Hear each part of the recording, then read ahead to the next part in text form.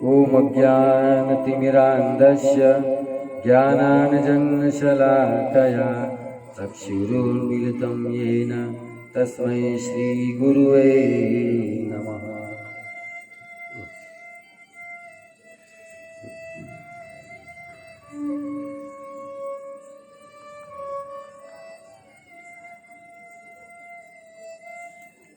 આપણે બહુ સુંદર ભજન લીધું કે તાળી પાડો તો મારા રામની રે, બીજી તાળી ન હોય છે. આજે સમાજ સંસારના લોકો બીજા બધાની સામે તાળી પાડશે, પણ ભજન કીર્તન થતું હોય ત્યાં તાળી પાડતા શરમ આવે છે. એટલે ભગવાન શું કહે છે ખબર છે કે જે વ્યક્તિ મારા ભજન કીર્તનમાં તાળી નથી પાડતો તો એને આગલો જન્મ એવો આપું છું કે આખું જીવન પછી તાળી પાડ્યા કરે.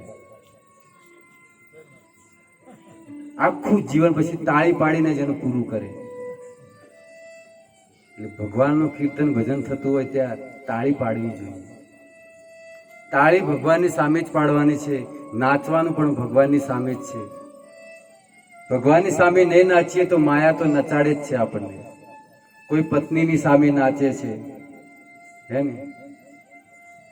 અલગ અલગ વ્યક્તિ અલગ અલગ સામે નાચી રહ્યો છે, પણ ભગવાનની સામે નાચવાનું આવે એટલે શરમ આવે છે. બાકી આપણે નાચવાનું હકીકતમાં ભગવાનની સામે છે. ગુણ ભગવાનના, નામ ભગવાનનું. મોઢું ખુલે તો ભગવાનનું નામ નીકળવું જોઈએ. આ તો સવાર ઉઠ્યા હોય એટલે પહેલી તો મોઢામાંથી એવી નીકળે ને, પછી ઘરવાળા કેના કરતા હુઈ રહેતા હોય તો સારું રહે, હે ને? ઘણા માણસો તો કે ભાઈ હુરેલા જ સારા લાગે, એ હુઈ રહેતા હોય તો સારું, ખોટા ઉઠી જ છે. પછી એવો સમય આવે ભજન ભક્તિ ન કરી, ઘણા ઉઠે ને ઘણા ઉઠે નહીં, ઘણા ઉઠી જાય. એટલે જીવન મળ્યું છે તો ભક્તિ કરી લેવી જોઈએ. અહીંયા આપણે રામકથા શ્રવણ કરી રહ્યા છીએ. આજે એનો 6થો દિવસ છે. એક પછી એક દિવસો વીતી ગયા. આજે 6થો દિવસ આવ્યો. કાલે 7મો દિવસ પૂર્ણાહુતિ થશે કથાની. આપણા જીવનના આજે 6 દિવસ પૂરા થયા. આગળ તો ઘણા થયા, પણ મને આ કથા શરૂ થઈ આજે જીવનનો 6થો દિવસ. આજે રાત પડી ગઈ ને, 6 દિવસ જીવનમાંથી ઓછા થયા. આપણે સાંજે હિસાબ નથી કરતા કે આજે મારો દિવસ પૂરો થયો, મેં કેટલું ભજન કર્યું, અને જીવનનો સરવાળો માંડજો. સરવાળો બીજા બધા હિસાબ સરવાળા હોય કે ભાઈ ઘર બન્યું તો એનો હિસાબ હોય બધો, કે ભાઈ આટલી ઈંટો આવી, આટલો સિમેન્ટ આવ્યો, આટલી કોકરી આવી, એ બધાનો હિસાબ ઠેઠ સુધી હાઈ રહ્યા હોય. પછી આપણા લગ્ન વખતે કોઈને કેટલો ચોલ્લો આપ્યો છે એ હિસાબ હાઈ રહ્યા હોય કે ભાઈ આપણે આટલો આલ્યો તો આટલો આપણે કરવાનો. આ બધા હિસાબ માણસ સાચવે છે, પણ પોતાના જીવનનો હિસાબ કાંઈ નહીં. એનો હિસાબ માણસ કરતો નહીં. હિસાબ જે રાખવાનો છે આપણે રાખતા નથી. વાસ્તવમાં રાત્રે સૂતા હોય ત્યારે આ બધું વિચારવું જોઈએ કે આજે મેં શું કર્યું આખા દિવસમાં. મને ભગવાને સવારમાં એનું ભજન કરવા માટે ઉઠાડ્યો હતો, હવે મેં એનું ભજન કેટલું કર્યું? મારા માટે તો હું આખો દિવસ વિતાવી દીધો, પણ મેં મારા હરિ માટે કેટલો સમય કાઢ્યો? અને સમય તો એ જ લખાશે કે તમે જે ભક્તિમાં કાઢ્યો છે. બાકીનો કોઈ સમય લખાતો નથી. તમે અહીંયા 1 કલાક કથા શ્રવણ કરો છો, 1 કલાક લખાય છે. બાકી બીજું કાંઈ પોતાના માટે જીવેલું કાંઈ લખાતું નથી. એટલે અહીંયા તો બેંકમાં ઘણા રૂપિયા ભેગા કર્યા છે, પણ જે હકીકત, જે સાચી બેંક છે, જ્યાં નામનું ધન ભેગું થાય છે, નામ રૂપી ધન, રામ રૂપી ધન, એ કેટલું ભેગું કર્યું? મારા ખાતામાં રામ રૂપી ધન કેટલું છે? સાંસારિક પદાર્થ ધન તો ઘણું છે, પણ રામનું ધન તો મેં ભેગું જ નથી કર્યું. અને મારી સાથે તો એ જ આવવાનું નથી. આવવાનું એના પાસે તો હું રાત દિવસ મહેનત કરું છું. જે આવવાનું છે અને તો હું કઈ વિચારતો જ નથી. તો રામ નામ રૂપી ધન, સાચું નાણું મારો શામળો. નરસિંહજી કહે છે ને, નરસિંહ મહેતા, સાચું નાણું મારું શ્યામળું. સાચું નાણું ભગવાનનું નામ છે. આ તો જીવન ચલાવવા પૂરતું છે. બાકી અંત સમયમાં ગમે તેટલું ધન હોય તો એનાથી મૃત્યુને અટકાવી શકાતું હે ને. કોઈ રિશ્વત લે છે ત્યાં? કોઈ રિશ્વત નથી લેવાતી ત્યાં. ત્યાં જીવન પૂરું થયું એટલે લઈ જ જાય છે. યમદૂતો કોઈ રિશ્વત લેતા નથી. એટલે નામરૂપી ધન આપણે ભેગું કરવું જોઈએ. રામકથા પૂરી થાય એના પછી દરેક વ્યક્તિ એક તો પ્રણ લેવો જોઈએ કે દિવસમાં હું વધારે નહીં તો કલાક કે અડધો કલાક તો હું એવો કાઢીશ કે એક બાજુ કોઈ કામ નહીં, કોઈ વિચાર નહીં, શાંતિથી બેસી અને ભગવાનનું નામ જપ કરો. આ પ્રણ લેવો જોઈએ. બીજો પ્રણ એ લેવો જોઈએ કે મારા જીવનમાં વ્યસન છે. જેમ કે હું તમાકુ પણ ખાઉં છું, ગુટકા ખાઉં છું, દારૂ પણ પીવું છું. મારા જીવનમાંથી એક વ્યસન તો હું ઓછું કરું. જો દારૂ પીતા હોય તો સૌથી પહેલા દારૂ છોડજો. દારૂ એટલી ભયાનક વસ્તુ છે કે તમારું શરીર બરબાદ કરે, તમારું ઘર બરબાદ કરે, તમારું ધન બરબાદ કરે. બધું બરબાદ તમારું દારૂ કરે. તમારું શરીર પણ ખરાબ કરી નાખે. ન તમારા ઘરમાં રહેવા વાળા પણ સુખ શાંતિ રહી શકે. ઘણા લોકો કહેતા હોય છે કે ઘરમાં ધન ન હોય તો સારું, પૈસા નહીં હોય તો એકવાર ચાલશે, પણ આ વ્યસની માણસ એ નહીં ચાલે. માણસ જ્યારે શરાબ પી, દારૂ પીને ઘરે આવે છે ને તો સૌથી પહેલા દુઃખી એની પત્ની થાય છે. તમે તો દારૂ પીને રાત્રે સૂઈ જાઓ છો, તમને કઈ ભાન નથી હોતી, પણ ઘરવાળા હકીકતમાં કેટલા દુઃખી થાય છે એ તો જુઓ. શું મારું જીવન મારા ઘર પરિવારને દુઃખી કરવા માટે મળ્યું છે? આપણા લીધે આખું ઘર દુઃખી થતું હોય છે. બધું જ બરબાદ કરે છે દારૂ. દારૂથી કોઈનું સારું થયું જ નથી.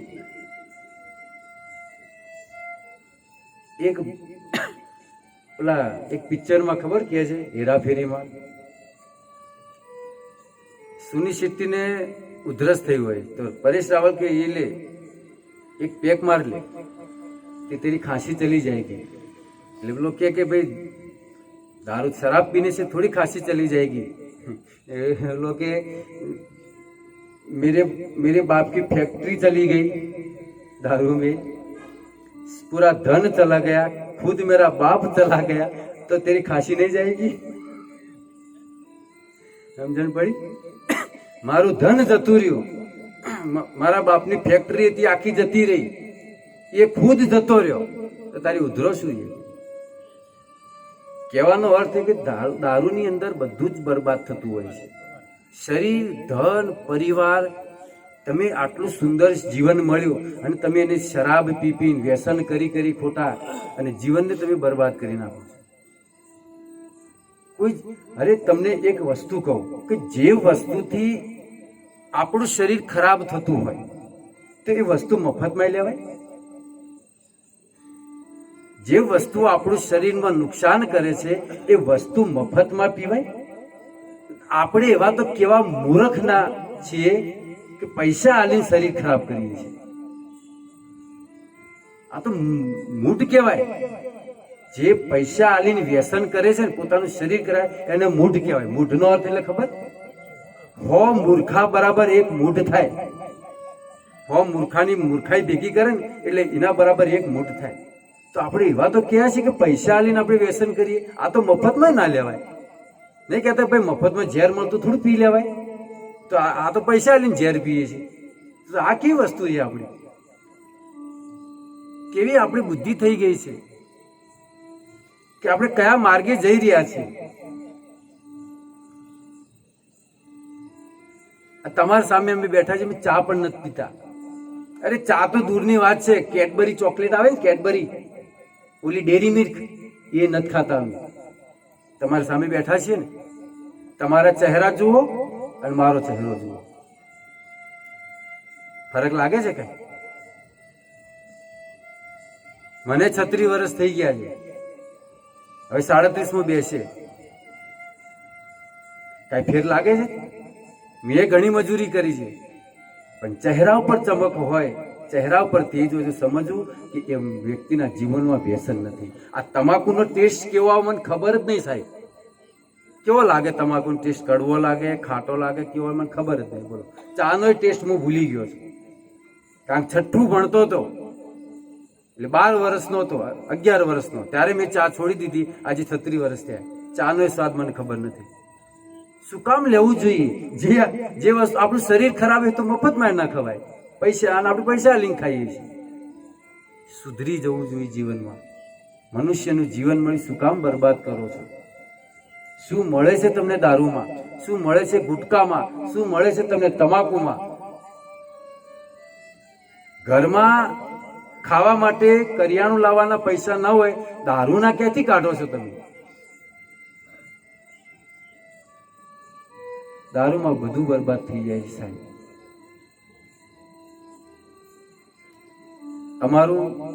અમારું જ ઉદાહરણ આલીએ. ઘર કેવું ચાલતું હતું? કારખાનું ચાલતું હતું. મજાદરની પહેલા નંબરની પાર્ટી હતી બીકે શેઠ. મજાદરની ફર્સ્ટ નંબરની પાર્ટી એ ટાઈમે એવું કારખાનું ચાલતું. હાલ ખોવાઈ ગયા. બીકે શેઠ કહેવાતું શેઠ નીકળી ગયું. શામાં ગયું? બધું આમાં ગયું. કારખાનું વેચાઈ ગયું, જમીન ઘર વેચાઈ ગયું, ત્યાંનું કારખાનાની જગ્યા હતી. અત્યારે એની એ જમીનની કિંમત છે 10 કરોડ રૂપિયા. ત્યારે એમને આપ્યું હતું કેટલા ખબર છે? 11 લાખમાં. હાલ એની કિંમત 10 કરોડ રૂપિયા છે જગ્યાની. શામાં ગયું? આમાં ગયું બધું. પૈસા લાવવા તો ખરા પીવાના. જીવન બરબાદ મત કરો સાહેબ. આટલું સુંદર જીવન છે, સારું એવું ધન તમે કમાવો છો, સારા કાર્યમાં વાપરો. દારૂમાં શું કામ કાઢો છો? જીવન અનમોલ છે. તમને કોઈ કહે કે ભાઈ તમને હું 10 લાખ રૂપિયા આપું, હાથ કાપીને મને આપી દો, કેટલા આપશે? 10 લાખ રૂપિયા તમને કેશ, મારા હાથ કાપીને આપો, કેટલું કોઈ આપશે આમાંથી? તમને 1 કરોડ રૂપિયા મળે, તમારી 2 આંખ કાઢીને આપી દો, આપશે કોઈ? વિચાર કરો, આ જીવન કેટલું મોંઘું છે અને એને આપણે વ્યસન કરી અને બરબાદ કરી રહ્યા છીએ સાહેબ. અરે જેને અપંગ છે, જે આંધળો છે, બેરો છે, નથી સાંભળી શકતા, એને જઈને પૂછ્યાઓ એનું જીવન કેટલું હોશિયાળું છે. બીજાના કાનેથી એને સાંભળવાનું છે, બીજાની આંખેથી એને જોવાનું છે. અને આપણને સુંદર શરીર મળ્યું છે દારૂમાં ને વ્યસનમાં. એમાં આપણા ક્ષત્રિય સમાજમાં તો છોકરાઓ એટલા બગડી ગયા છે ખરેખર. બધા જ શરાબ, હજી તો ડૂંટોય નથી પડ્યો, બિયરમાં લાગી ગયા હોય છે. દારૂ, બિયર, માંસ, મટન શોભે છે ક્ષત્રિય? શરમ આવી જોઈએ. વ્યસન કરતા, માંસ ખાતા. જીવન હજી સુધી તમારા હાથમાં છે, સુધરી જાઓ.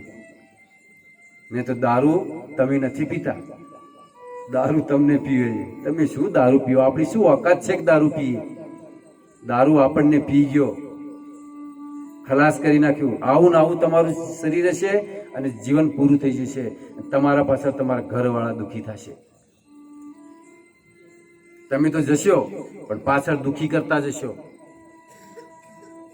એટલે વ્યસનથી બંને હાથ જોડી મારી નમ્રને મારા ક્ષત્રિય ભાઈઓને કે વ્યસન ઠીક છે, ચા તમે પીઓ, બાકી ગુટકા, તમાકુ, બીડી ધીરે ધીરે આને મુક્ત થવાનાથી. જીવનમાં વ્યસન ન હોવું જોઈએ. જીવાય છે સાહેબ, વ્યસન વગર આરામથી જીવાય છે. અમે જીવીએ છીએ. અમારા ઇસ્કોનમાં 5 વર્ષનું બાળક હોય ને એને પૂછો બેટા ચા પીવાય? ના, ચા પીવા તો હશે, ચા ન પીવાય. તો શું ફરક છે એમાં તમારામાં? આ સંસ્કાર છે સાહેબ. વ્યસન મુક્ત થાઓ. કોઈ વ્યસન ના હોવું જોઈએ જીવનમાં. તો આવો આપણી કથામાં પ્રવેશ કરીએ.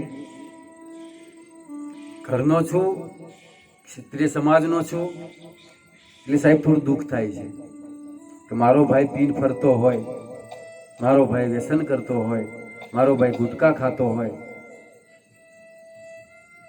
ક્ષત્રિય ભાઈ જ છે ને, ભાઈ મારો પીન ફરતો હોય, એ વખતે થોડું દુઃખ થાય છે અમને કે મારો સમાજ કઈ જગ્યાએ જઈ રહ્યો છે. હૃદય ભરાઈને આવે છે સાહેબ અમારું. સુધરી જાઓ, બહુ સારું છે. અમે તો અહીંયા વારંવાર તમને કહેવા નહીં આવીએ, પણ મારો સમાજ છે, સુધરી જાઓ.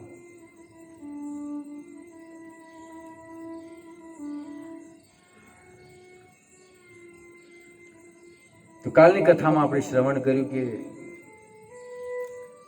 કેવટજી ભગવાનને નદી પાર ઉતારે છે. ઉતરાય, ભગવાન કહે છે કે કેવટજી ઉતરાઈ લ્યો. કેવટજી કહે છે કે હું ઉતરાઈ નથી જોઈતી, મારે જ્યારે તમે વનવાસ પૂરો કરીને આવો ને ત્યારે અમને દર્શન આપતા જજો બસ.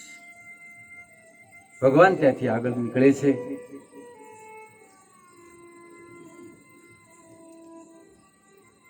ધીરે ધીરે ભગવાન જંગલના માર્ગેથી તીર્થરાજ પ્રયાગ પહોંચે છે. તીર્થરાજ પ્રયાગમાં ભગવાન સ્નાન કરે છે. ત્યાં ભરદ્વાજ ઋષિનો આશ્રમ છે. આપણી કથા ક્યાંથી પ્રારંભ થઈ હતી? ભરદ્વાજ ઋષિથી. ત્યાં કથા આપણી આવી ગઈ. ભરદ્વાજ ઋષિના આશ્રમે ભગવાન જાય છે. ભરદ્વાજ ઋષિ એમનું સ્વાગત સત્કાર કરે છે. ભગવાનની બહુ સુંદર સેવા કરે છે અને ભગવાન પાસે માગે છે કે હે પ્રભુ, મન કરમ વચનથી હું તમારી ભક્તિ કરું, તમારી સેવા કરું અને મારું મન નિત્ય નિરંતર તમારા ચરણોમાં લાગ્યું રહે, બસ એટલું મારે જોઈએ છે. ભરદ્વાજ ઋષિને ભગવાન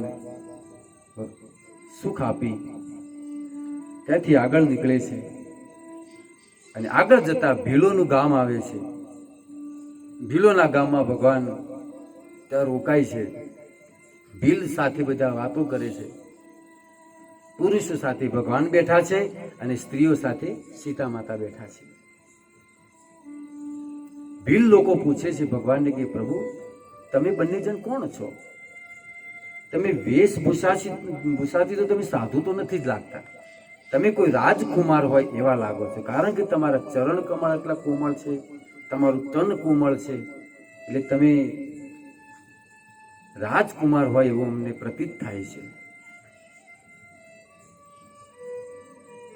આવી રીતે ભગવાન ભીલો સાથે વાતો કરે છે અને બીજી બાજુ સીતા માતા, સીતાજી સ્ત્રીઓ સાથે બેઠા હોય છે, જે ભીલની સ્ત્રીઓ હોય છે એમની સાથે. હવે ભીલની સ્ત્રીઓ સીતા માતાને પૂછે છે કે દેવી, આપ કોણ છો અને આપની સાથે જે ઓલા બે પુરુષ છે એ કોણ છે? અને આવી રીતે જંગલમાં કેમ ફરો છો તમે લોકો? શું થયું છે? અને આ બંને વ્યક્તિઓ કોણ છે તમારી સાથે છે? ત્યારે સીતા માતા કહે છે, જુઓ કેટલી મર્યાદા, કેટલી શીલતા છે કે જે ઓલા ગૌર વર્ણના દેખાય છે. લક્ષ્મણની સામે હાથ કર્યો, આંગળી કરી કે જે ગૌર વર્ણના દેખાય છે એ મારા દેવર છે, અને એમની બાજુમાં જે શ્યામ વર્ણના જે દેખાય છે એ મારા એ છે. શું કીધું? એ મારા એ છે.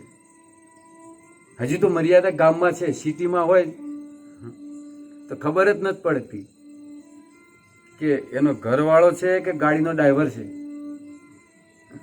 રાહુલ ચલ, એટલે આપણને એમ લાગે કે વળી ડ્રાઈવર છે કે શું, પછી ખબર પડે કે આ તો ઘરવાળો છે.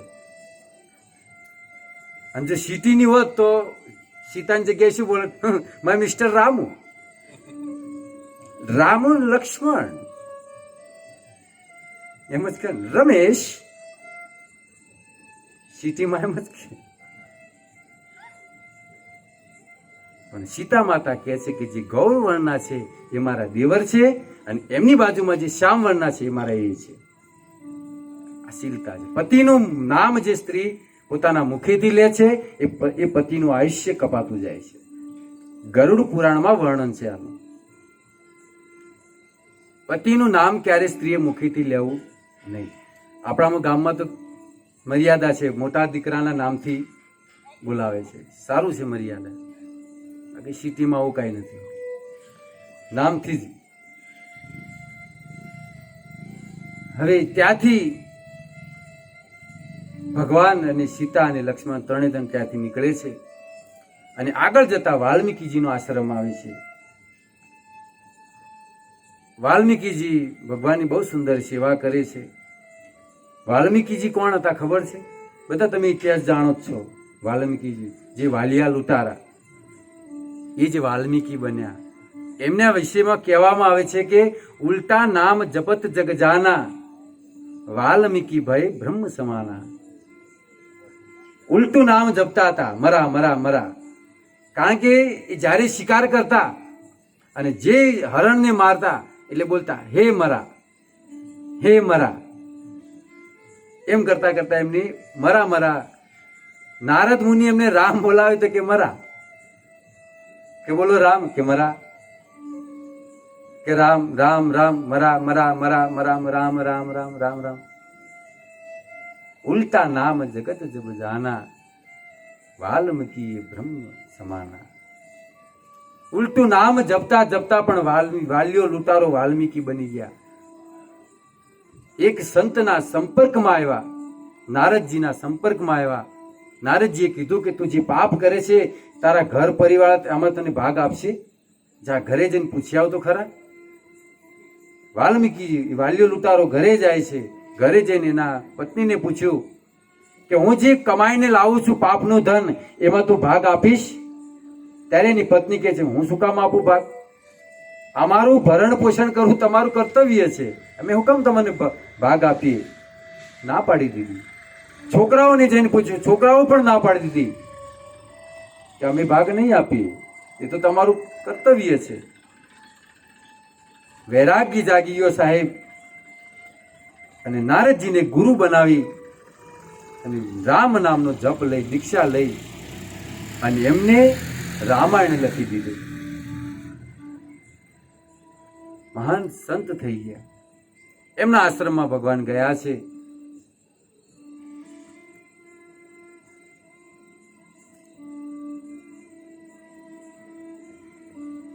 ભગવાન રામચંદ્રજી વાલ્મીકીજીને કહે છે કે પ્રભુ અમને કંઈક સ્થાન આપો રહેવા માટે, કોઈક એવું સ્થાન બતાવો જ્યાં અમે અમારી ઝૂંપડી બનાવી અમે ત્યાં રહીએ. વાલ્મીકીજી કહે છે કે પ્રભુ તમે ક્યાં નથી રહેતા? તમે એવી કઈ જગ્યા છે કે તમે નથી ત્યાં? હું તમને કયું સ્થાન બતાવું? સ્થાન તમને બતાવું પણ જ્યાં તમે ત્યાં ન હોવા જોઈએ. પણ તમે તો કણ કણમાં છો, દરેકની અંદર તમે છો, વ્યાપ્ત છો. કયું સ્થાન તમને બતાવો? છતાં પણ પ્રભુ તમે જો કહેતા હોય તો હું તમને 14 સ્થાન બતાવું છું. 14 જગ્યા બતાવી છે વાલ્મીકીજી ભગવાન રામને કે આ 14 જગ્યાએ તમે રહો. એમાં પહેલું સ્થાન છે કે जिनके श्रवण समुद्र समाना, जिनके श्रवण समुद्र समाना, कथा तुम्हारी सुभग सरिनाना. એટલે તમારી કથા જે સાંભળવામાં જેના કાન સમુદ્રની સમાન છે, એના હૃદયમાં તમે રહો. હવે સમુદ્રની કેમ ઉદાહરણ આપ્યું? સમુદ્રની અંદર કેટલીય નદીઓ જતી હોય છે, પણ સમુદ્ર ક્યારે ના પાડે છે કે બસ હવે રહેવા દો? નહીં. નિત્ય નિરંતર અવિરત ગતિથી નદીઓ વહી રહી છે સમુદ્રની અંદર. પણ સમુદ્ર એટલો વિશાળ છે કે ગમે તેટલું પાણી આવે સમાવેશ થાય છે. એવી રીતે જેના કાન તમારી કથા સાંભળવામાં આ સમુદ્રની સમાન હોય, એના હૃદયમાં તમે રહો. કેટલા સુંદર સ્થાન! આ જે સ્થાન છે એ ભક્તિના 14 લક્ષણ છે. પહેલું જે સ્થાન આપ્યું એનો અર્થ થાય આપણે નિત્ય નિરંતર કથા સાંભળવી જોઈએ. ભગવાનની કથા કામ કરતા કરતા પણ કથા આપણે સાંભળી શકીએ છીએ. તમારો ભણો અશોક, તમારે જોવાનું કોનમાં એરફોન હોય જ, ગમે તે કામ કર, દૂધ આલવા બાઇકમાં જતો હોય તો એરફોન ભરાયેલું જ હોય.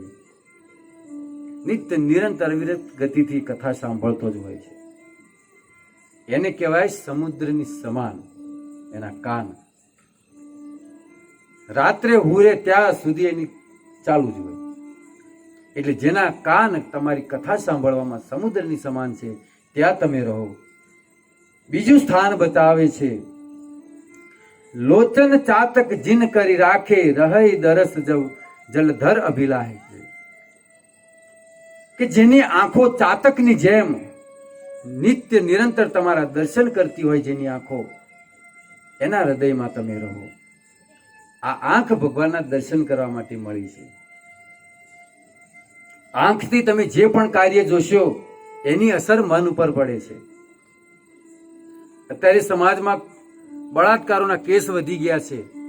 એ મોબાઈલની અંદર ખરાબ દ્રશ્ય જોવે, એની અસર મગજ ઉપર થાય, પછી કામ વાસના જાગે, પછી ખોટા કાર્ય કરે. એટલે આંખથી હંમેશા એવું જ દ્રશ્ય જોવું કે આપણું મન ખરાબ ન થાય. એટલે જેની આંખ ચાતકની જેમ તમારા દર્શન કરતી હોય, ત્યાં તમે એના હૃદયમાં તમે રહો.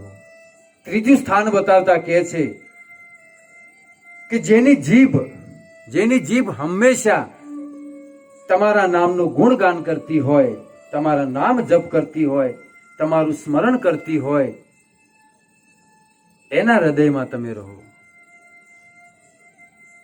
ચોથું સ્થાન બતાવે છે કે પ્રભુ પ્રસાદ સૂચિ સુગમ સુબાહા, કે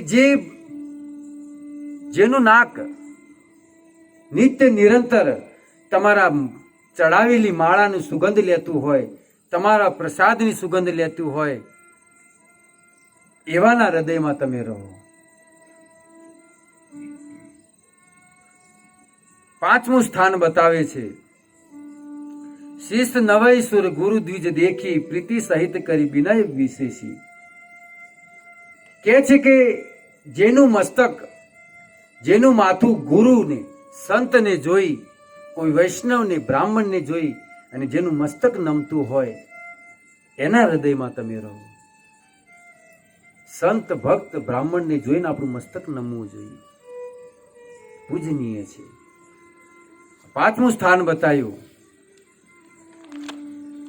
છઠ્ઠું સ્થાન બતાવતા કહે છે કે જે તમારા નામના મંત્રનો જપ નિત્ય નિરંતર કરતો હોય પરિવાર સાથે, એવા પરિવારમાં તમે રહો. સાતમું સ્થાન બતાવે છે કે કામ ક્રોધ મદ માન ન મોહા, લોભ ન છોભ ન રાગ ન દોહા, जिनके कपट देह नहीं माया, तिनके हृदय बसु रघुराया. हे रघुराय, જેના અંદર કામ ક્રોધ લોભ અભિમાન મોહ માયા દંભ કપટ દ્વેષ જેના હૃદયમાં નથી, એના હૃદયમાં તમે રહો. કોણ છે એવું વ્યક્તિ? અત્યારે ગોતવા જાય તો કોઈ ન મળે, કોઈ નથી.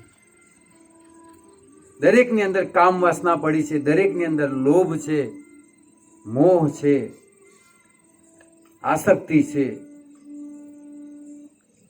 આ બધું જેની અંદર ન હોય, પ્રભુ એના હૃદયમાં તમે રહો. આઠમું સ્થાન બતાવે છે, તુમ્હારી છાડી ગતિ દુસરી નાહી, રામ બસૌતી કે મન માહી, જનની સમ જાનહી પર નારી, ધનુ પરાવ વિશે વિષ ભારી. શું કહે છે?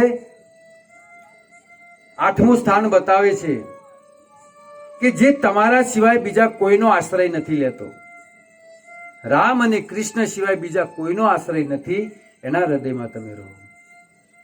પછી કહે છે કે જે બીજાની સ્ત્રીને પોતાની માતા માનતો હોય, જનની પોતાની મા તરીકે જોતો હોય, એના તમે હૃદયમાં રહો. અને ત્રીજું કહે છે કે પારકું ધન જોઈ, પારકા ધનને વિષ સમાન જોવે, ઝેર. બીજાનું ધન મારા માટે વિષ છે, મારા માટે ઝેર છે, આવું જે વિચારતો હોય, આ તો મળે જ નહીં. કઈ પડાઈ લીએ,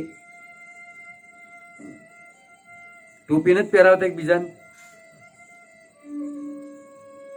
એટલે આવો માણસ મળવો બહુ મુશ્કેલ છે.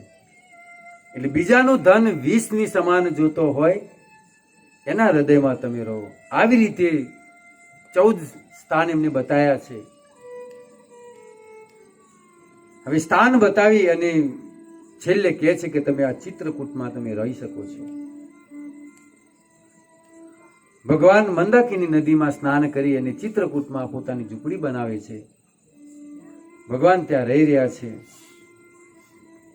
હવે આ બાજુ અયોધ્યાની અંદર જ્યારથી ભગવાન શ્રી રામચંદ્ર વનવાસ ગયા છે, જાણે અયોધ્યા લૂંટાઈ ગઈ હોય. દશરથજી નિત્ય નિરંતર રડી રહ્યા છે, પ્રજાઓ બધી રડી રહી છે. કૌશલ્યા માતા ભગવાન દશરથજીને સમજાવે છે કે પ્રાણનાથ તમે શાંત થાઓ, તમે ધીરજ ધારણ કરો, રામ હમણાં પાછા આવશે. પણ દશરથજીના તો પ્રાણ કંઠગત ભયઉ ભુઆલુ મની બિહની જન વ્યાકુલ બ્યાવ. દશરથજીના પ્રાણ કંઠમાં આવી ગયા છે, રડી રહ્યા છે. કૌશલ્યા કહે કે પ્રભુ તમે ધીરજ ધારણ કરો. દશરથ કહે છે કે આજે મારી અયોધ્યા અનાથ થઈ ગઈ, મારી અયોધ્યા અનાથ થઈ ગઈ છે. રામ જતા રહ્યા છે, રામ મારો રામ મને છોડીને જતો રહ્યો છે. મારી અયોધ્યા અનાથ થઈ ગઈ છે.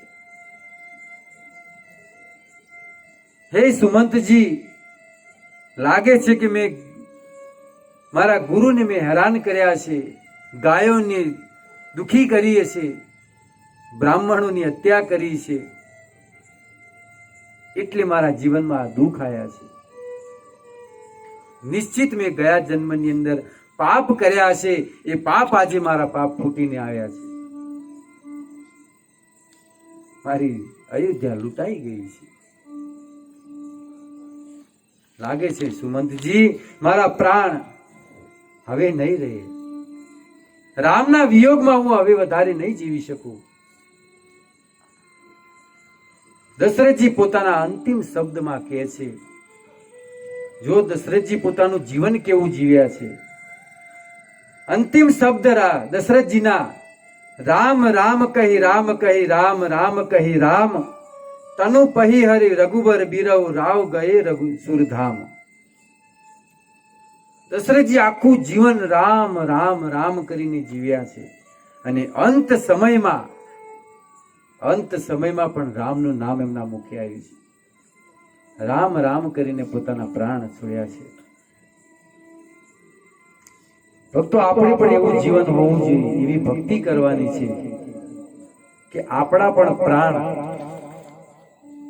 ભક્તિ કરતા કરતા છૂટે અને અંત સમયમાં આપણા મુખે રામનું નામ આવે. એટલે તો ઓલા ભજનમાં કહે છે, ભક્તિ કરતા છૂટે મારા પ્રાણ પ્રભુજી એવું માંગુ રે. ભક્તિ કરતા છૂટે મારા પ્રાણ પ્રભુજી એવું માંગુ રે. રહે જનમો જનમ તારો સાથ પ્રભુજી એવું માંગુ રે.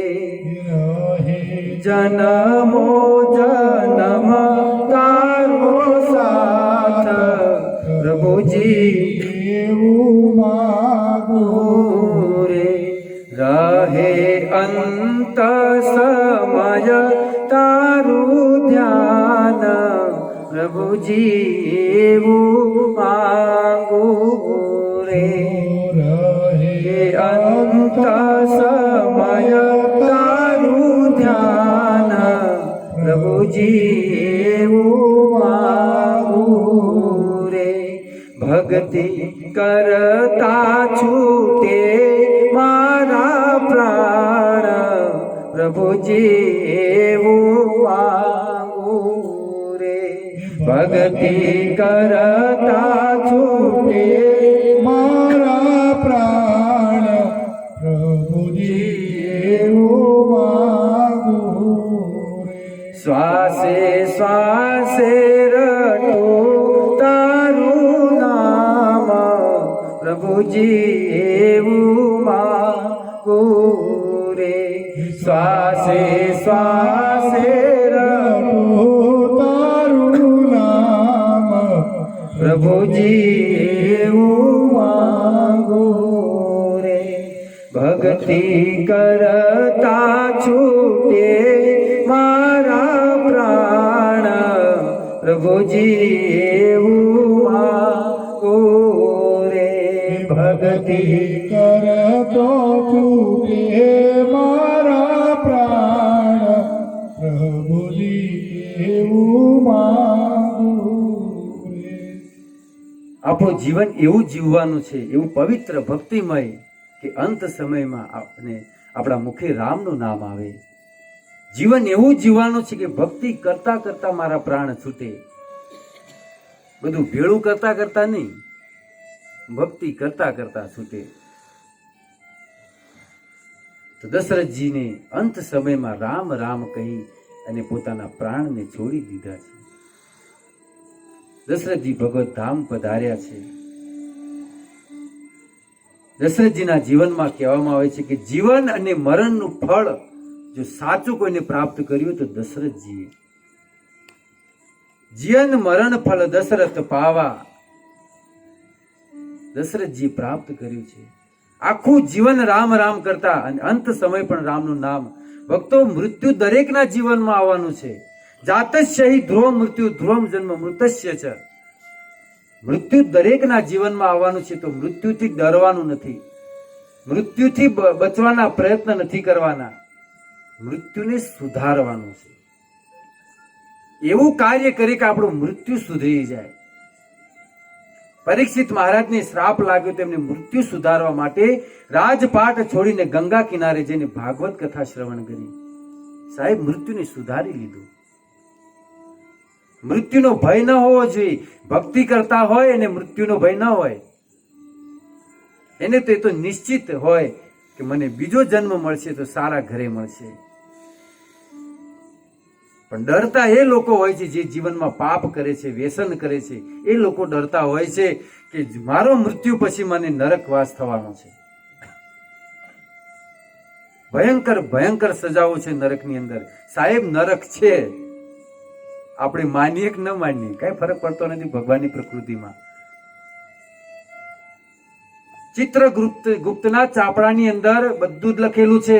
કયા વ્યક્તિએ કેટલા લીટર દારૂ પીધો છે અને એટલા લીટર એને લોખંડનો રસ પાવામાં આવે છે. ગરુડ પુરાણ ની અંદર આખા નરકનું વર્ણન છે. કોણે કેટલા મસાલા ખાધા છે બધું જ સાહેબ લખેલું છે. ગલ્લાવાળો હિસાબ નથી રાખતો, હે ને? તમે કેટલા મસાલા લઈ ગયા છો, ગલ્લાવાળો હિસાબ રાખે કે નથી રાખતો? તો એ નહીં રાખતો હોય? તમને અહીંયા શું કરવા મેકલ્યા છે, તમે શું કરી રહ્યા છો, એનો હિસાબ એ નહીં રાખતો હોય? આપણે એક નામનું અમથું માણસે બનાવેલું કોમ્પ્યુટર આટલો બધો હિસાબ રાખતું હોય, એ તો અખંડ બ્રહ્માંડનો નાથ છે. એને કોમ્પ્યુટર નહીં બનાવ્યું હોય, એને કેમેરા નહીં ગોઠવ્યા હોય. એક વ્યક્તિના ઉપર 12 કેમેરા છે. એ મેં કદાચ કીધું તું, 12 કેમેરા છે એક માણસની ઉપર. આ રાત એક કેમેરો છે, દિવસ કેમેરો છે, સંધ્યા કેમેરો છે, ચંદ્ર કેમેરો છે, સૂર્ય કેમેરો છે, હવા કેમેરો છે. આપણી નિમી છે ને, પલક મારે છે નિમી, એની ઉપર નિમી મહારાજનો વાસ છે. એ નિમી મહારાજ પણ સાક્ષી આપે છે. હવા કઈ જગ્યાએ એવી છે કે જ્યાં હવા નહીં હોય કે તમે ત્યાં જઈને પાપ કરશો? હવા તો હશે ને ત્યાં. એ સાક્ષી આપશે એ સમયે કે ભાઈ ત્યાં આ જગ્યાએ પાપ કર્યું હતું. રાત્રિ સાક્ષી આપશે. અને છેલ્લે માણસ નહીં માને ને તો અંદર બેઠેલો જે પરમાત્મા છે ને એ કહે છે કે ભાઈ હું અંદર સાક્ષી હતો. એ વખતે કાનની બુટ્ટી પકડવી પડશે કે હા મેં આ ગુના કરેલા છે. લાઈવ બતાવશે. અને આપણે કેમેરા ગોઠવ્યા છે નથી, જ્યાં જોવું ત્યાં જોઈ શકીએ મોબાઈલની અંદર. તો માણસ એક આટલું જે પરમ દિવસે શું ખાધું છે ભૂલી જવા વાળો માણસ જો આવી વ્યવસ્થા કરતો હોય, ભગવાનની વ્યવસ્થા ના હોય? આવી બધી જ વ્યવસ્થા છે સાહેબ. સિટી બન્યું હોય તો સૌથી પહેલા જેલ બને છે. તો સરકાર એક જેલની વ્યવસ્થા કરતી હોય ગુનેગાર માટે, ભગવાને કોઈ વ્યવસ્થા નહીં કરી હોય? એને તો જેલ બનાવી છે સાહેબ. આપણો આટલો વિચાર મગજ દોડે છે તો એનું કેટલું દોડતું છે? એને આપણને બનાવે છે અને આપણે એને બનાવીએ છીએ, હે ને? એવું જ કરીએ છીએ ને. जिसने हमको बनाया उसी को हम बना रहे. સાહેબ બધું જ છે. એટલે અંત સમય આપણું મૃત્યુ આપણે સુધારવાનું છે. દશરથજીએ પોતાનું મૃત્યુ સુધાર્યું છે. પ્રહલાદને હિરણ્યકશ્યપ પૂછે છે કે તને સૌથી શ્રેષ્ઠ વસ્તુ કઈ લાગે છે, સારી વસ્તુ કઈ લાગે છે તને? ત્યારે પ્રહલાદજી કહે છે, ઉત્તર આપતા કહે છે કે તત સાધુ મન્ય અસુરવર્ય દેહિનામ સદા સુદિગ્ન દિયાત અસતગ્રહાત હિત્વા આત્મપાતમ ગૃહત અંધકૂપમ વનમ ગતો યત હરિમ આશ્રયિત. સંસ્કૃત શ્લોક છે. આ ગ્રહસ્થ જીવનને અંધકૂપ કહ્યો છે. અંધકૂપ એટલે અંધારો કૂવો.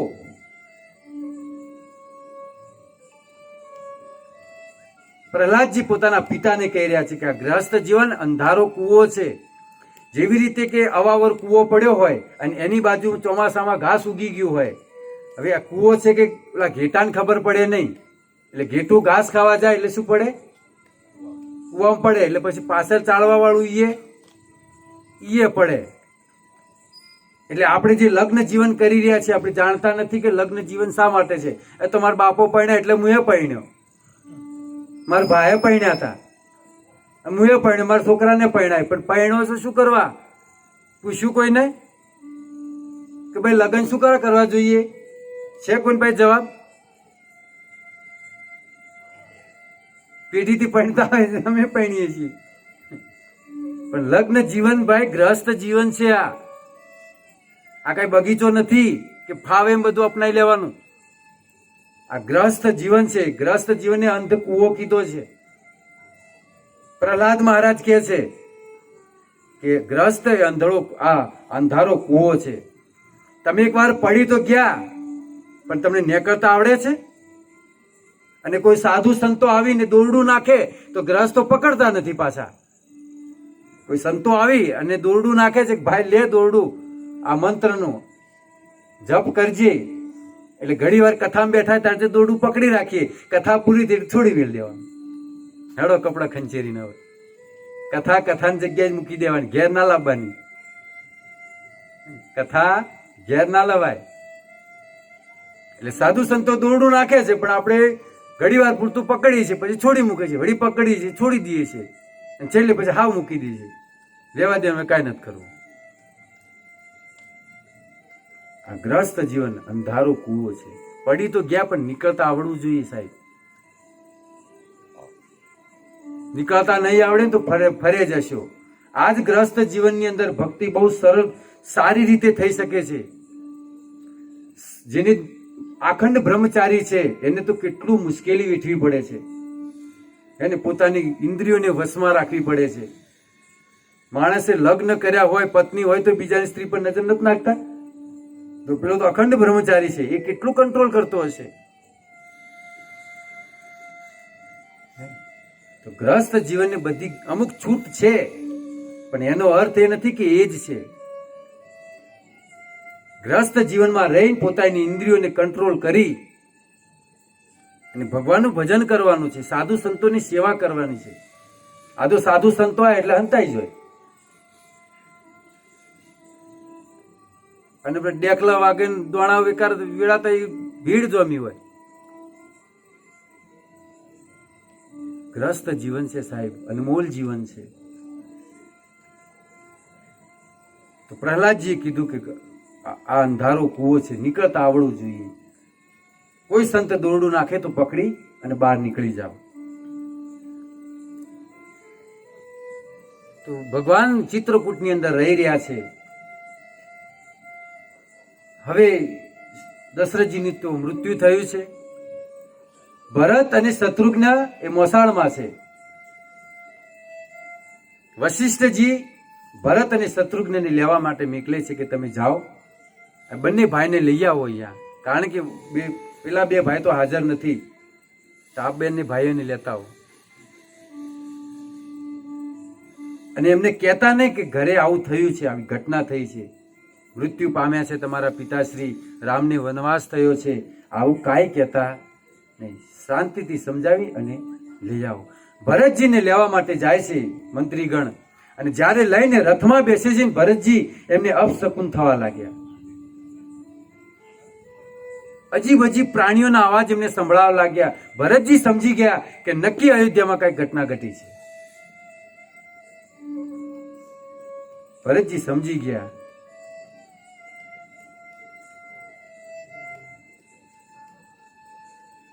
ભરતજી અયોધ્યામાં આવે છે, એમને આખી ઘટનાની ખબર પડી કે શું થયું છે. તો ભરતજી સીધા એમની માતા પાસે ગયા. કઈ પાસે ગયા કે માં શું થયું છે અયોધ્યામાં, મારા ભાઈ રામ ક્યાં છે, પિતાશ્રી ક્યાં છે? ભરતજી આ પૂછે છે તો કઈ સામે શું જવાબ આપે છે ખબર છે કે ભરત સુનત ભરત ભયે બીભત્સ બિસાદા.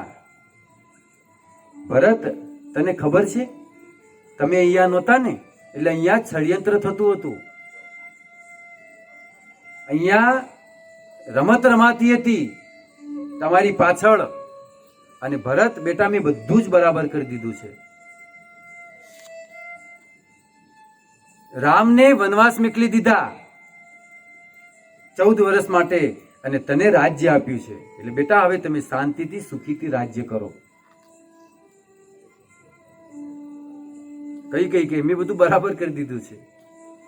ભરતજી તો સાંભળીને સ્તબ્ધ થઈ ગયા કે આ શું બોલી રહી છે મારી માં. સુની સુઠી સ મેર રાજકુમારો. ભરતજી તો સ્તબ્ધ થઈ ગયા, કાંપવા લાગ્યા કે આ શું બોલી રહી છે મારી માં. આવા કટુ વચન સાંભળી ભરતજી કહેવા લાગે કે અરે પાપીની,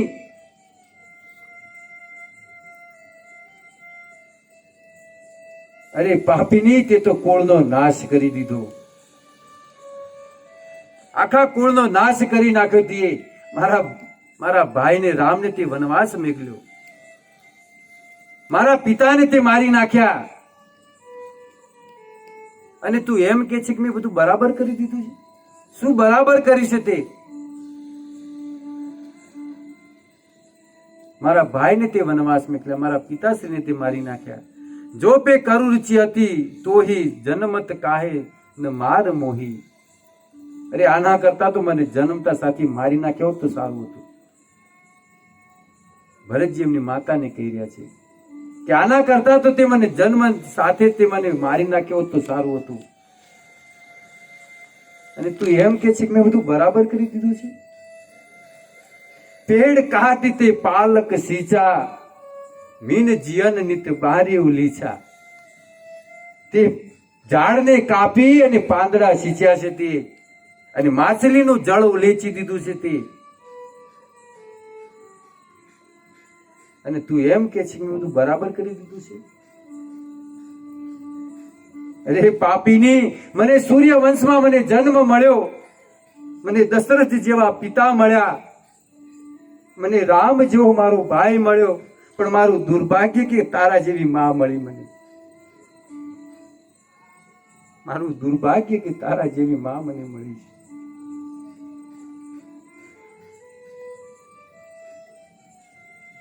અરે મારા વશમાં હોત ને તો તારા કુખે જન્મ ના લેતો. અને તું કહે છે કે મેં બધું બરાબર કરી? અરે કુમતી, તારા હૃદયના ટુકડા કેમ ના થઈ ગયા? તારી જીભ કેમ ના કપાઈ ગઈ?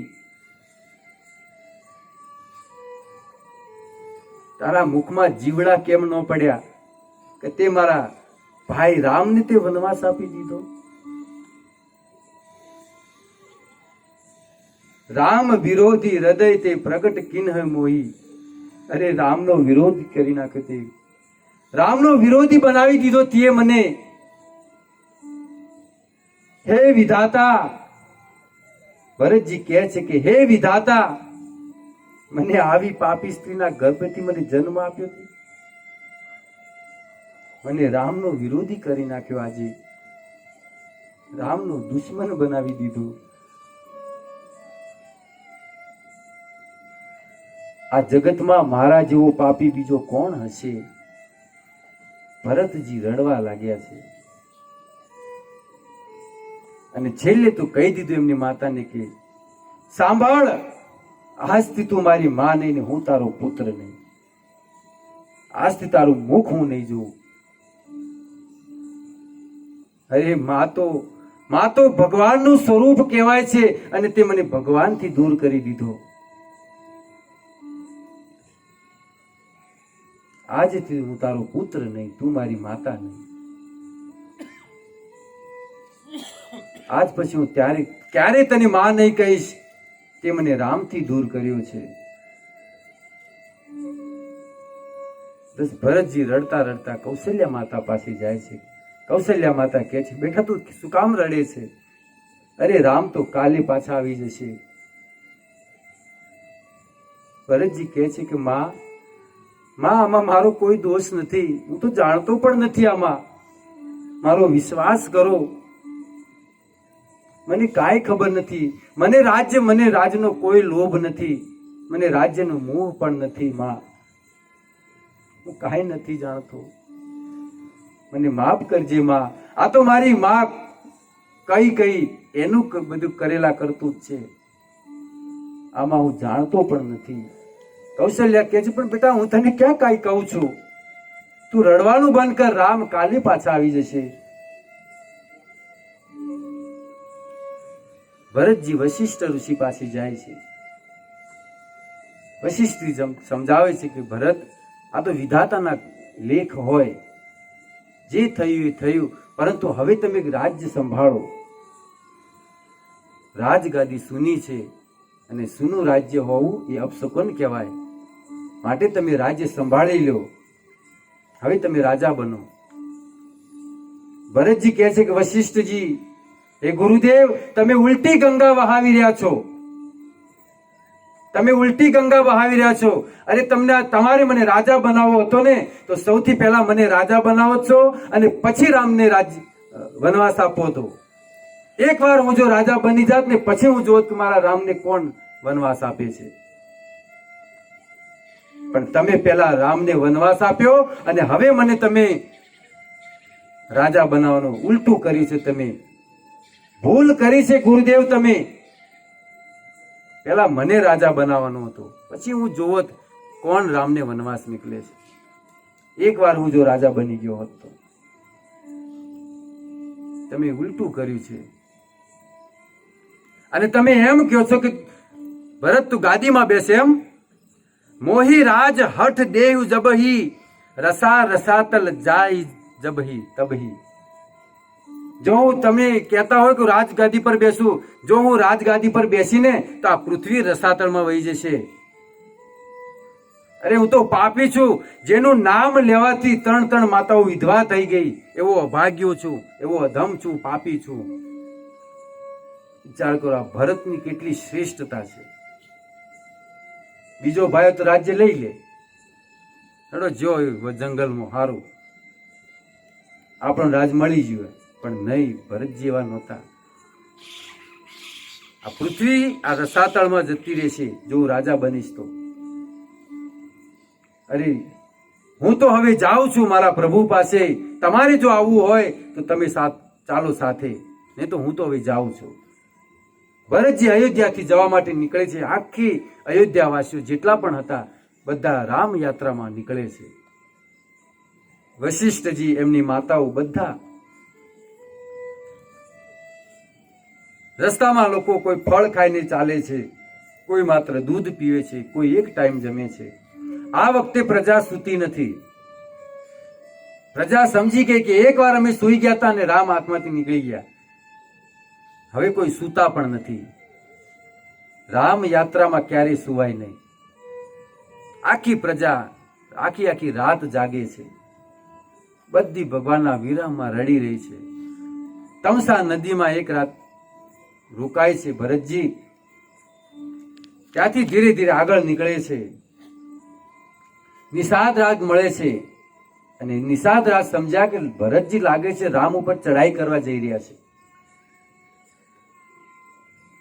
પણ એક બીજો વિચાર પણ એને આવ્યો કે ભરતજી ચડાઈ માટે જાય છે કે શા માટે જાય છે, એની પરીક્ષા પહેલા લેવી જોઈએ. તો નિષાદ રાજ 4 થાળી મોકલે છે. 4 થાળી. એક થાળીમાં સુંદર વાનગીઓ ભરેલી હોય છે, અલગ અલગ પ્રકારની જમવાની વાનગીઓ.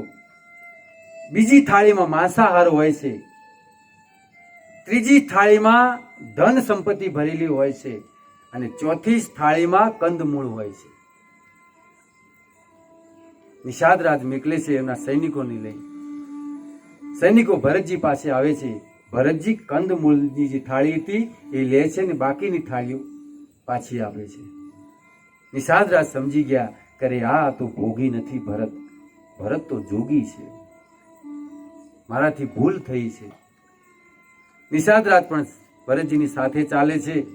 ચાલતા ચાલતા ભરતજી ભગવાન પાસે પહોંચે છે.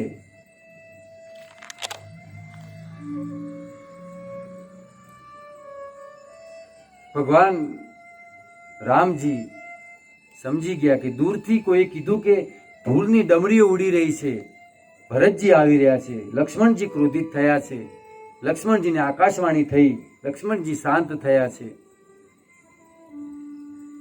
ભરતજી આવે છે અને થોડેક દૂર ભગવાનની ઝૂંપડી થોડી દૂર હતી અને ભરતજી હવે ચાલી શકે એમ હતા નહીં. રસ્તામાં સૈનિકોએ કીધું કે ભરતજી તમે રથમાં બેસી જાઓ,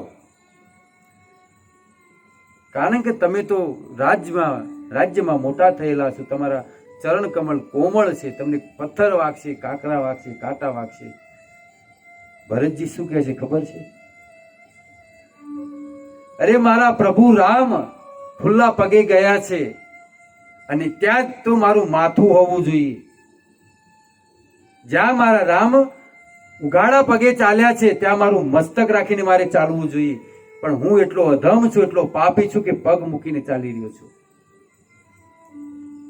આમ તો મારું માથું ત્યાં હોવું જોઈએ, ઊંધા માથે મારે જવું જોઈએ ત્યાં રામ પાસે. પણ હજુ કેટલો પાપી છું કે પગ મૂકીને ચાલી રહ્યો છું. એટલે ભરતજીના પગની અંદર છાલા પડી ગયા છે, ફૂલ્લા થઈ ગયા છે. ભરતજી થોડીક દૂર બેસી જાય છે કે હવે મારાથી નથી ચલાતું. જ્યારે આપણી ભક્તિની યાત્રામાં આપણે જ્યારે છેલ્લે જ પહોંચીએ ને ત્યારે રામ સામેથી ચાલીને આવે છે આપણી પાસે. ભગવાન રામચંદ્રજી સામે ચાલી અને ભરતજીને લેવા જાય છે. આપણી સાધના જ્યારે પૂરી થશે ને, નથી કહેતા કે નામ જપ એટલું વધી જાય પછી આપણે નામ લેવાનું કદી બંધ કરીએ તો ભગવાન શરૂ કરે આપણું નામ લેવાનું. આપણું નામ જપ એવું હોવું જોઈએ. એક દરગાહની બહાર, એક મસ્જિદની બહાર એક ફકીર અલ્લાહની બંદગી કરતો હતો. તો અલ્લાહના 2 પાર્ષદ આવ્યા. અલ્લાહના 2 બંદા આવીને કીધું કે ફકીર, તું જે અલ્લાહની બંદગી કરે છે ને, અલ્લાહને મંજૂર નથી. તારી બંદગી અલ્લાહને મંજૂર નથી.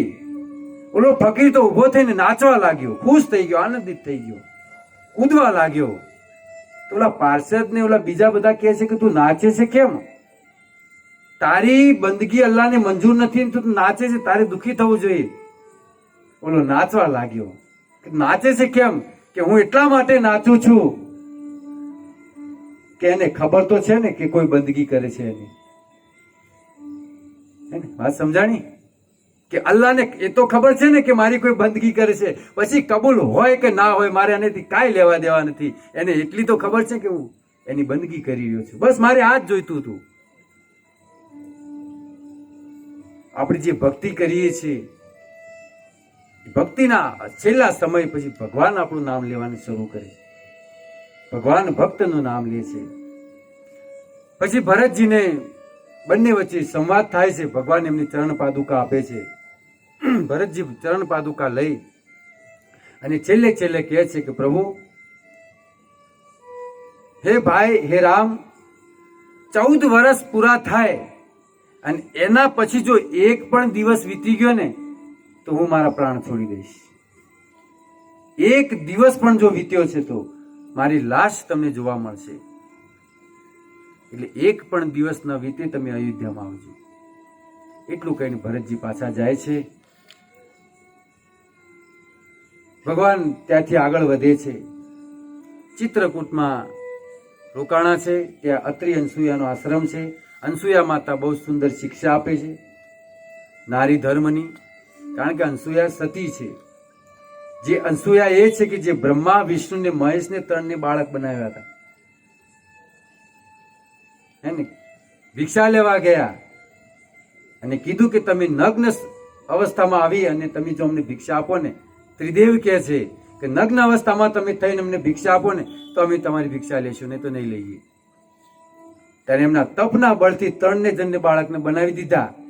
અને પછી બાળકની સામે તો નગ્ન સ્ત્રી થઈ શકે છે, બાળક સામે શું છે? પછી 3 જણ ઘોડિયા મેકતા હતા. લક્ષ્મીજી, બ્રહ્માણી અને પાર્વતી આવ્યા કે અમારા ક્યાં છે કે તમારા આ 3 હિંચકા લઈ રહ્યા કે ઘોડિયા કે આ છે સતીનું બળ. પછી પ્રાર્થના વિનંતી કરી એટલે પાછા 3 ને મૂળ સ્વરૂપમાં લાવ્યા.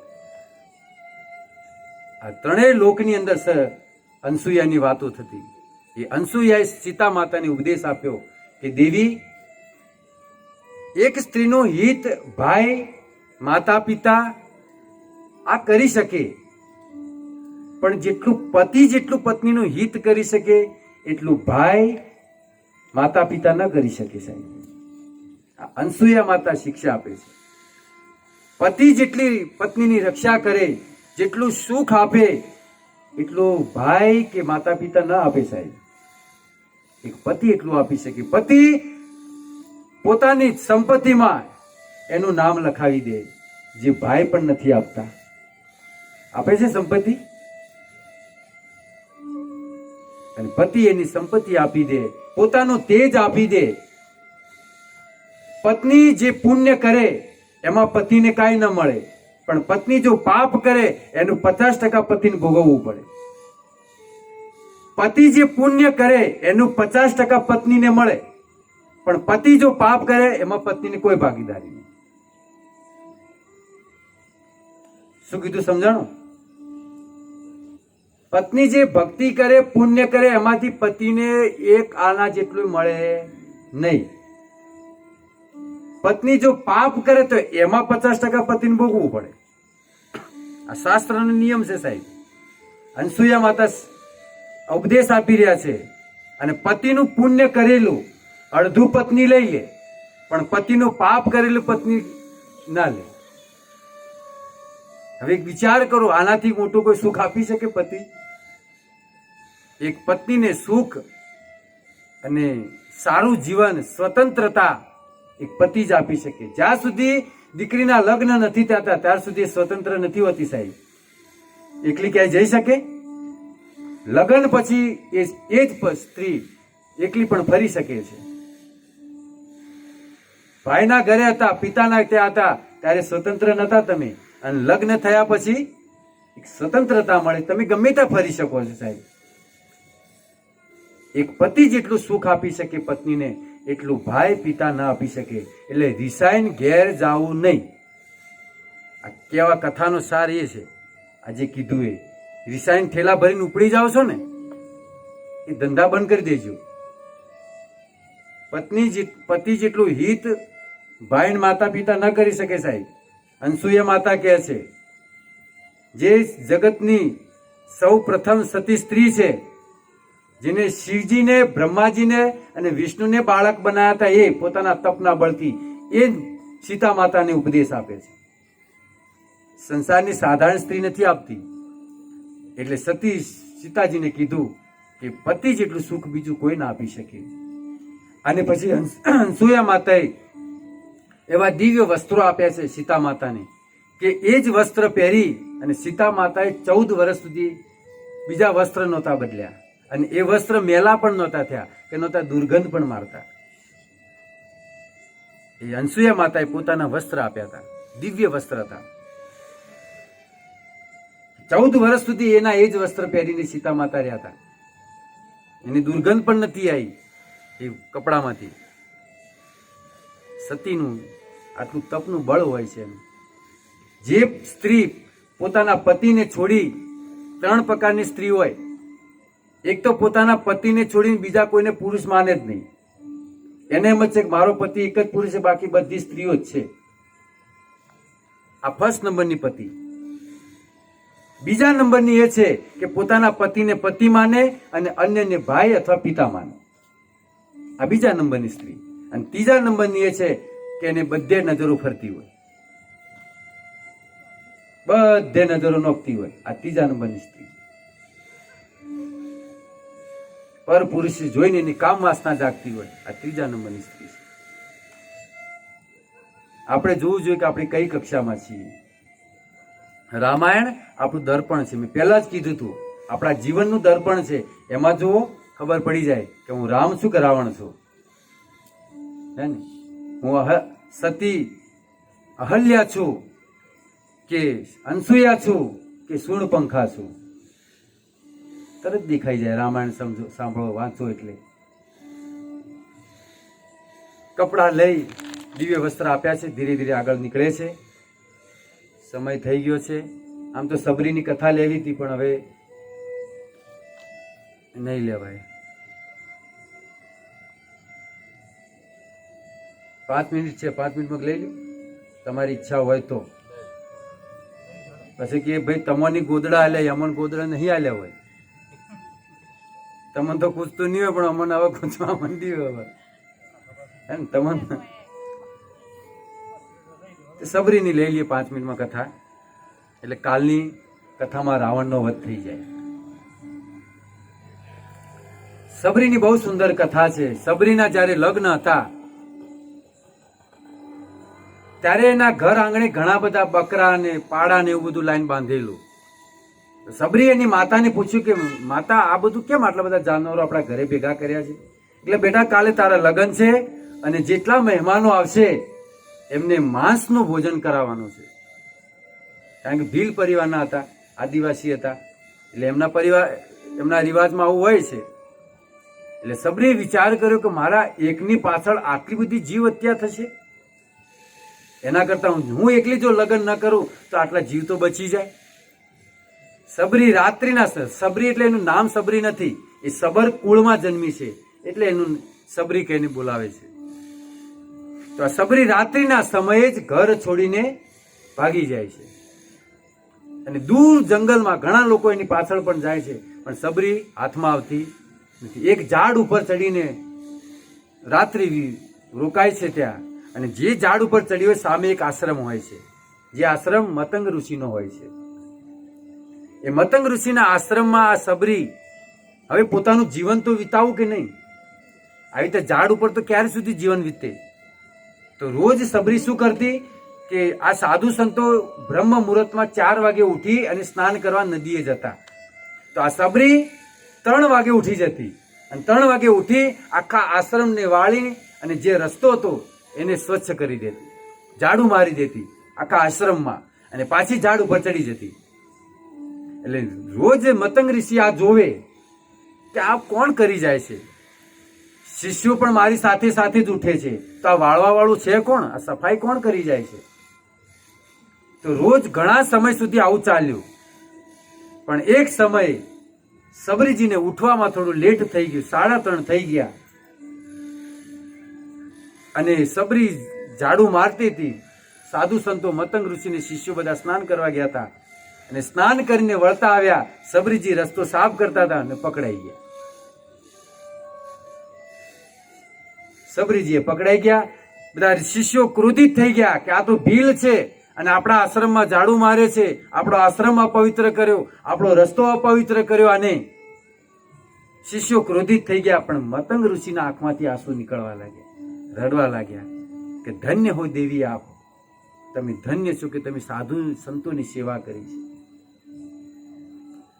હે દેવી, હવે આજથી તમે આ જ આશ્રમમાં રોકાજો, આ જ આશ્રમમાં તમે રહો અને તમારી થાય એ સેવા તમે કરો. પછી સબરી આશ્રમમાં રોકાણી છે. રોજ એનો ક્રમ હતો, સવારે વહેલા ઉઠી સાધુ સંતોની સેવા કરવી, ઝાડુ મારવી, સાફ સફાઈ કરવી. પછી ધીરે ધીરે મતંગ ઋષિને આશ્રમ છોડીને જવાનો સમય આવ્યો. આશ્રમ છોડીને અને શરીર છોડીને પણ મતંગ ઋષિ કહે છે કે દેવી, હું હવે આશ્રમ છોડીને જાઉં છું, તમે અહીંયા જ રહેજો, તમારે ક્યાંય જવાની જરૂર નથી. એક સમય રામ ચાલીને તો અહીંયા આશ્રમે આવશે, તમને દર્શન આપશે, માટે તમે ક્યાંય જતા. જુઓ, સુંદર શિક્ષા મળે છે. જો આપણે ગુરુના સાનિધ્યમાં હોઈએ ને, ગુરુના સાનિધ્યમાં હોય તો એ ગુરુને ભગવત પ્રાપ્તિ કરવા માટે આશ્રમ છોડીને જવું પડ્યું કે મારે હવે જવું પડશે. અને શિષ્યને શું કીધું? તમે અહીંયા રહેજો, તમને મળવા માટે ભગવાન અહીંયા આવશે. આ છે સાહેબ ગુરુની કૃપા. આ છે ગુરુની કૃપા કે તમે અહીંયા રહેજો, તમને મળવા રામ આવશે અને મારે જવું પડશે. હવે મતંગ ઋષિ આશ્રમ છોડીને જાય છે. સબરીજી ઘણું રડે છે, પણ દરેકનો સમય આવે છે. દેવી, દરેકનો સમય આવે છે, બધાને જવાનો સમય આવે છે, મારે પણ જવું પડશે. મતંગ ઋષિ આશ્રમ છોડીને જાય છે. સબરીજી ત્યાં રોકાણા છે. નિત્ય રોજ સવારે સબરીજી તાજા તાજા ફૂલ લઈ આવે અને આખા રસ્તામાં ફૂલ પાથરતી કે આજે મારા રામ આવશે, આજે મારા રામ આવશે. રોજ ફૂલ પાથરતી અને ભગવાન માટે મીઠા મીઠા બોર વીણી વીણી અને ચાખી ચાખીને લાવતી. પછી એક સમય આખું જીવન જુઓ, યુવાનીમાં આવી હતી બાળકી આ સબરી અને વૃદ્ધ થઈ ગઈ. એટલે ભગવાન પ્રાપ્તિ કરવામાં એક તો ધૈર્યતા હોવી જોઈએ, ધીરજ હોવી જોઈએ, બીજું શ્રદ્ધા હોવી જોઈએ ગુરુ પર, ત્રીજું પ્રતીક્ષા કરવી જોઈએ અને ચોથું ધીરજ ધારણ કરવી જોઈએ. આ 4 કાર્ય ભક્તિના માર્ગમાં હોવા જોઈએ. ધીરજતા, ઉતાવળા નહીં થવાનું, ધીરજતા, પ્રતીક્ષા, આ 4 કાર્ય આપણા જીવનમાં હોવા જોઈએ. વિશ્વાસ ગુરુના વચન ઉપર. સબરી એક ગુરુના વચન ઉપર વિશ્વાસ રાખીને બેઠી હતી અને એ જ સમય આવી ગયો. એની ઘડી, જે પ્રતીક્ષાની ઘડી, એ આજે સમાપ્ત થવાની છે. ધીરે ધીરે રામ અને લક્ષ્મણ બંને ચાલતા આવી રહ્યા છે. સબરીજીને થયું કે આજે મારા પ્રભુ આવશે, આજે મારા પ્રભુ, નક્કી મારા પ્રભુ આજે આવશે. અતિ ઉમંગમાં છે, આનંદ થવા લાગ્યો છે. ભગવાન રામ અને લક્ષ્મણ બંને ચાલતા ચાલતા આવ્યા. સબરીજી ફૂલ પાથરી હતી અને જોયું કે મારા પ્રભુ આવ્યા છે. હવે એને તો હરખનો આનંદ ન, એને તો ઘણું વિચાર્યું હતું કે ભગવાન આવશે એટલે આ કરીશ, ઓલું કરીશ, પણ જ્યારે સમય ભગવાન આવી ગયા એટલે કાંઈ હુજતું એને નથી. પ્રેમમાં એટલી અધીર થઈ ગયેલી. ભગવાને બેસાડ્યા છે, સુંદર મીઠા બોર આપ્યા છે કે પ્રભુ આ લ્યો, તમારા માટે હું મીઠા બોર વીણીને લાવી છું. અને એક એક ચાખીને આપે છે. લો પ્રભુ, આ મીઠું છે, લો આ મીઠું છે, ખાઓ. અને લક્ષ્મણને પણ આપે છે, પણ લક્ષ્મણ ખાતા, લક્ષ્મણ સાઈડમાં ફેંકે છે. એમ વિચારે કે વળી ભીલના હેઠું તો વળી ખવાતું છે, અને પ્રભુ તો ભોળા છે, ગમે જેનું ખાઈ લે છે. હવે રામને ખબર પડી કે લક્ષ્મણ સબરીના પ્રેમનો અનાદર કરે છે. રામ સમજી ગયા, જાણી ગયા. એટલે એક સબરીએ બોર રામને આપ્યું ચાખીને કે લો પ્રભુ, આ મીઠું છે. એટલે ભગવાને થોડું ખાઈને લક્ષ્મણને આપ્યું કે લે ભાઈ, આ ચાખ, આજો આ કેટલું મીઠું છે. લક્ષ્મણને ખબર પડી કે રામે મને પકડી લીધો, હું પકડાઈ ગયો, મારી ચોરી પકડાઈ ગઈ છે. હવે ભગવાને જૂઠું કરીને આપ્યું એટલે તો ખાવું જ પડે, હે ને? ભગવાનનો પ્રસાદ થઈ ગયો. એટલે લક્ષ્મણજી પછી ખાવા લાગ્યા. લક્ષ્મણજીને એટલા બોર મીઠા લાગ્યા કે પછી સબરીજીના હાથમાંથી પણ લઈ લઈને ખાવા લાગ્યા. અને એક સમયની વાત કે ભગવાન જ્યારે રાવણનો વધ કરીને અયોધ્યામાં આવે છે અને બંને જણ ઝરૂખામાં બેઠા હોય છે, ત્યારે રામ લક્ષ્મણને યાદ કરાવે છે કે લક્ષ્મણ, તને આપણા યુદ્ધના દિવસો યાદ છે? કે હા, મને યાદ છે. પણ પ્રભુ, એક મારો પ્રશ્ન છે કે મેઘનાદ સાથે તમારું પણ યુદ્ધ થયું, મારું પણ યુદ્ધ થયું, પણ તમને બનાવ્યો, મને પણ બંધી બનાવ્યો, પણ મને મૂર્છિત કર્યો, તમને મૂર્છિત કરી શક્યો નહીં. તો હું કેમ મૂર્છિત થયો પ્રભુ? ત્યારે ભગવાને કીધું કે તે સબરીના પ્રેમને અનાદાર કરે. તું યાદ કર, આપણે બોર ખવડાવતા હતા સબરી દેવી, અને એ જે પ્રેમ ભાવથી જે ખવડાવતા એનો તું અનાદાર કરતો હતો. અને જ્યારે મેઘનાથ મારી પર ધનુષ બાણ છોડી રહ્યો હતો ત્યારે સબરીનો પ્રેમનો કવચ મારા ઉપર બંધાઈ ગયું હતું, અને કવચ મને મારી રક્ષા કરી હતી સબરીના પ્રેમે. અને તે પછી બોર ખાધા હતા, તને પણ પ્રેમનું કવચ હતું, પણ તે જે જૂઠા બોર પહેલા જે સાઈડમાં મૂક્યા હતા ને એ કવચમાં એક કાણું રહી ગયું હતું, અને એ કાણામાંથી મેઘનાથનું બાણ આવી અને તને વાગ્યું. એ કવચમાં એક કાણું રહી ગયું હતું, કારણ કે તે પહેલા બોર નહોતા ખાધા એટલે. અને તને ખબર છે, તને સંજીવની ખવડાવી હતી, તારે તું મૂર્છા અવસ્થામાંથી બહાર આવ્યો હતો. એ સંજીવની શું છે ખબર છે? એ જ સબરીના એઠાબોર તે નહોતા ખાધા, એ સમુદ્ર પાણીના માર્ગેથી એમાં પર્વતમાં ગયા, અને ત્યાંથી જ એ સંજીવની ઉગી અને હનુમાનજી દ્વારા લાવી અને તને એ જ સંજીવની, એ જ સબરીના જૂઠા બોર તને ખવડાયા હતા. તારે ભાઈ તું મૂર્છા અવસ્થામાંથી બહાર આવ્યો હતો. આ પ્રેમ છે. એટલે લક્ષ્મણજી પછી ખાવા લાગ્યા, અને બંને જણ શું કાર્ય માટે આવ્યા તે ભૂલી ગયા, કે અમે સીતાજીને ગોતવા નીકળ્યા છે એ ભૂલી ગયા. એટલો પ્રેમ મળ્યો. લક્ષ્મણજી કહે છે કે આજે તો આપણી કૌશલ્યા માતા આપણને ખવડાવતી હોય એવું આજે તો મને લાગે છે. અને સબરીને ભગવાન નવધા ભક્તિનું જ્ઞાન આપે છે. છેલ્લે ભગવાન કહે છે કે દેવી હું તમને નવધા ભક્તિનું જ્ઞાન આપું છું. સબરીની અંદર નવધા ભક્તિ હતી, 9 ભક્તિ સબરીની અંદર હતી, પણ છેલ્લે ભગવાન એમને નવધા ભક્તિ આપે છે. કહે છે પ્રથમ ભક્તિ સંતન કરે સંગા, દુસરે રતિ મમ કથા પ્રસંગા. પહેલી ભક્તિ છે કે સંતોની સંગ કરવો, બીજી ભક્તિ છે કથા સાંભળવી, ત્રીજી ભક્તિ છે ગુરુની સેવા કરવી, ચોથી ભક્તિ છે મારું કીર્તન કરવું, પાંચમી ભક્તિ છે મારા નામનો જપ કરવો, છઠ્ઠી ભક્તિ છે પોતાની ઇન્દ્રિયોને વશમાં રાખીને વૈરાગ્યનું જીવન જીવવું, સાતમી ભક્તિ છે બધાની અંદર રામ જોવા, કૂતરા હોય ગાય હોય જે પણ હોય દરેકની અંદર રામ જોવા, આઠમી ભક્તિ છે જીવનમાં સંતોષ રાખવો અને બીજાની અંદર દોષ ન જોવો, અને છેલ્લી 9મી ભક્તિ કહે છે કે મારી અંદર ભરોસો અને વિશ્વાસ રાખવો. આ 9 પ્રકારની ભક્તિનું જ્ઞાન આપ્યું. આ 9 પ્રકારની ભક્તિ સબરીમાં હતી. એને સંતોની સેવા પણ કરી હતી, ગુરુની સેવા પણ કરી હતી, બધું જ એને કર્યું હતું, પણ એના માધ્યમથી આ સંસારના લોકોને નવધા ભક્તિનું જ્ઞાન આપ્યું. આવી રીતે ભગવાને સબરીનો ઉદ્ધાર કરી અને ભગવાન ત્યાંથી આગળ વધે છે. સબરી કહે છે કે આગળ તમને અહીંયા આપણું અરણ્ય કાંડ પૂરું થાય છે અને કિષ્કિંધા કાંડ પ્રારંભ થાય છે. કહે છે કે આગળ તમે જાઓ એટલે કિષ્કિંધામાં તમને સુગ્રીવ સાથે મિલાપ થશે અને ત્યાંથી તમારી આગળ સુગ્રીવ બધો રસ્તો બતાવશે. ઠીક છે, તો આપણી કથા અહીંયા વિરામ આપીએ.